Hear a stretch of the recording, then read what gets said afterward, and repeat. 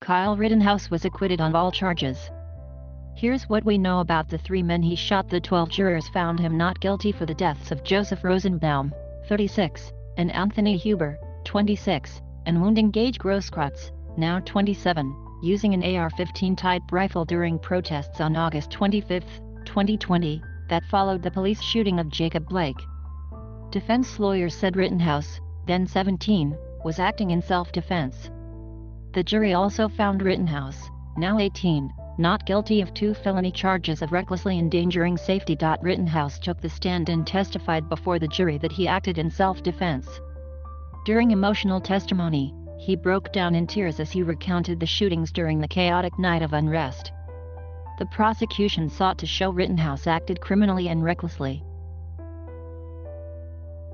Here's what we know about the 2 men killed and the sole survivor of the shootings. Joseph Rosenbaum. On the night of August 25, 2020, Kenosha streets were filled with crowds protesting the police shooting of Jacob Blake, who was shot 7 times in the back and side by a Kenosha police officer who said he was trying to detain him. During those demonstrations, Rittenhouse clashed with a crowd gathered near a car dealership, and Rosenbaum, who did not have a firearm, threw an object that appeared to be a plastic bag at him and missed, according to a criminal complaint filed last year. Videos played at trial showed Rosenbaum throwing the plastic bag at Rittenhouse. His fiancée testified Rosenbaum had just been discharged from a hospital in Milwaukee and was carrying papers, socks, deodorant, a toothbrush and toothpaste in the bag. Rosenbaum had been discharged from the hospital after a suicide attempt, according to the Washington Post. Carrie Swart, Rosenbaum's fiancée, testified they were both homeless when they met in 2019 and were living in a motel at the time Rosenbaum was killed. "We just spent a lot of time talking, getting to know one another, and laughing and joking around. He was a very animated person like that," she said. She said Rosenbaum was on an antidepressant and medication she said was used to treat his bipolar disorder. Several clips played during the trial captured Rosenbaum briefly chasing Rittenhouse in a car source dealership before Rittenhouse fired 4 shots at him. Kenosha Police Detective Martin Howard testified one of the videos showed Rosenbaum hiding as Rittenhouse approached the lot and then Rosenbaum beginning to follow him. As Rosenbaum lay on the ground, Rittenhouse made a call on his cell phone and said, "I just killed somebody," as he ran away. The complaint alleged. Defense attorney Mark Richards argued in court Rittenhouse feared for his life when he fatally shot Rosenbaum, describing Rosenbaum as the aggressor. But prosecutor Thomas Binger said during closing arguments Rittenhouse provoked the shooting by pointing his weapon at Rosenbaum and should have continued to run away instead of shooting. "When the defendant provokes this incident, he loses the right to self-defense," Binger said.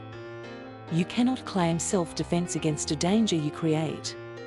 Rittenhouse testified he knew Rosenbaum was unarmed when he ran at the teenager and said he pointed his rifle at Rosenbaum in an attempt to deter him, adding he knew pointing a rifle at someone is dangerous. Rosenbaum had spent more than a decade in prison in Arizona after being convicted of sexual conduct with a minor. He wasn't down there as a writer or a looter, Rosenbaum's fiancée previously told the Post in reference to August 25. "Why was he there? I have no answer. I ask myself that question every day."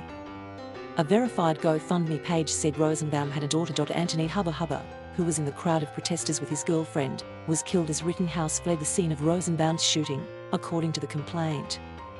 Huber had turned 26 just 4 days earlier, according to an obituary. "He pushed me out of the way and ran off. I tried to grab him," Hannah Gittings said. Huber appeared to reach for Rittenhouse's gun with his hand while holding his skateboard in the other, the criminal complaint said. As Huber tried to grab the gun, Rittenhouse pointed it at his body and fired 1 round, according to the complaint. Huber was seen staggering away and then fell to the ground, the complaint said. He died from his gunshot wound. During his testimony, Rittenhouse said Huber was holding a skateboard like a baseball bat which he swung down, hitting Rittenhouse in the neck. Richards, the defense attorney, said before Rittenhouse shot Huber, the shooting victim strikes him in the head and is going for a second lick, adding Huber's other hand goes for the gun in Rittenhouse's hand. DNA analyst Amber Rasmussen testified Hubba's DNA was not found on Rittenhouse's firearm but said it was still possible he touched out. Hubba was completely indescribable and stood by his beliefs and convictions, Gaige, his girlfriend, said last year. He was an incredibly intelligent person, literally the smartest person I've ever met, Gaige said. He knew exactly what was at risk for him chasing down somebody with a weapon. Hubba was born and raised in Kenosha, said Anand Swaminathan, an attorney for his family. He loved Kenosha, Swaminathan said. In the years leading up to this event he was making a good life and he was having fun and he was happy and he was trying to do the most he could with himself. Hubba struggled with mental health challenges when he was younger and skateboarding was among the things that brought him the most joy.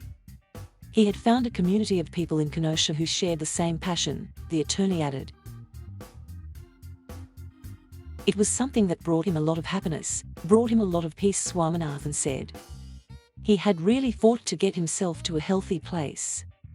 People who talk about Hubba talk about a kid who wanted to help people, the attorney added. His family feels like that nature in him is part of why he took the actions he did that night. He wanted to help, he wanted to stop this person, he said.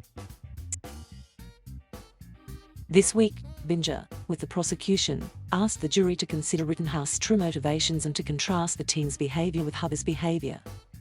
A man who was there because he knew Jacob Blake, who carried his skateboard everywhere, and who rushed towards danger to save other people's lives, Binger said, referring to Hubba.